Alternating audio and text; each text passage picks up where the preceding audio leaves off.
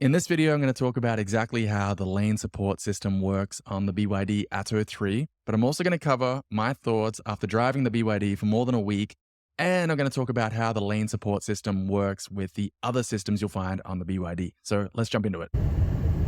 Okay, let's start with what the system is supposed to do first.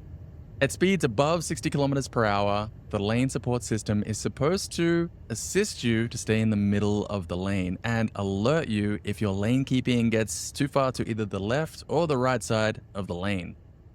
But I found there were a lot of false positives, and I actually prefer to drive with the system turned off when I'm able to, and you're not always able to do that. We'll talk more about that in a moment. But the problems that I had with the lane support system were I just got too many false positives. When my lane keeping was perfect, I was exactly in the center of the lane. I was getting alerts, and they were in the form for me of my steering wheel was vibrating 3 times. And at first I had absolutely no idea why the steering wheel was vibrating. I thought it might have been something to do with the navigation system. This is before I researched and learned about what the lane support system actually is. Turns out those 3 little vibrations on the steering wheel are linked to the lane support system. Now let's talk about how to turn the lane support system on and off. And the difference between the lane support system and the adaptive cruise control or the intelligent cruise control modes are that the latter can be controlled using your left hand on the steering wheel. There are buttons to control those modes. The difference is for the lane support system, it can only be managed using the center screen, the center console. From the homepage, at the bottom right, click on the vehicle icon, and then on the right-hand side menu options, select DI Pilot, and then you'll find Lane Support System. And in there, you'll see Lane Assist, Alert Mode, and the ability to toggle on or off the Emergency Lane Keep Assist, which I think sounds terrifying. And given the amount of false positives and some concerns I have with the intelligent cruise control functionality, which I'll talk about in another video if you're interested in that one.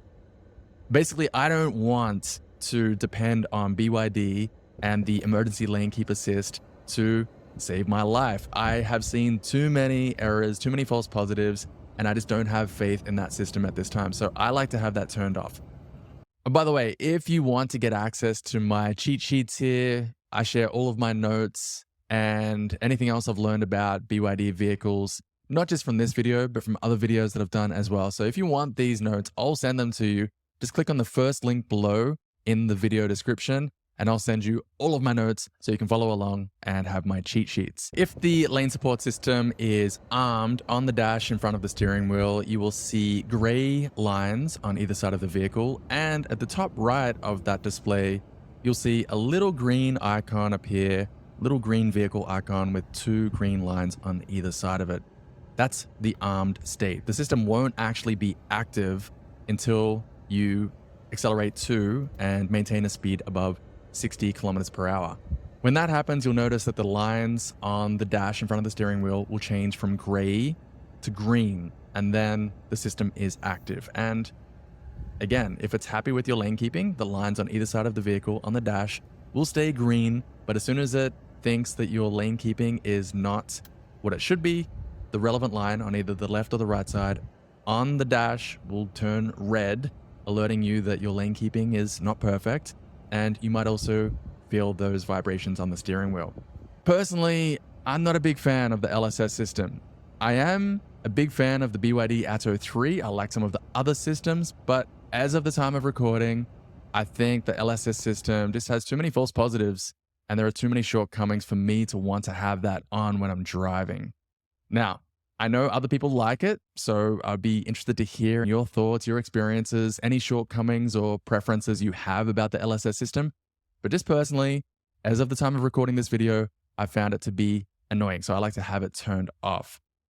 As mentioned earlier, I just saw way too many instances of false positives, and I saw a few things with the ICC system that frankly doesn't give me a lot of confidence in the ability of the emergency lane keep assist system to keep me safe.